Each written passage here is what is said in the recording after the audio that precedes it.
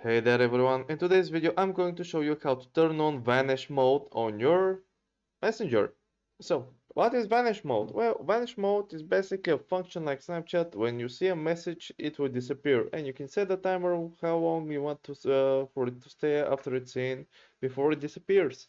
So just open up your Messenger and select someone that you've chatted with, and once you select that, go to the little eye icon on the top right.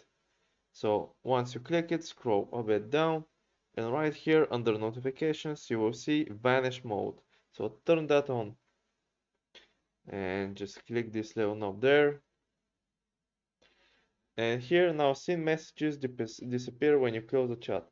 So right here, so let me just show you right quick. And you'll get this message and I don't know, found Vanish mode.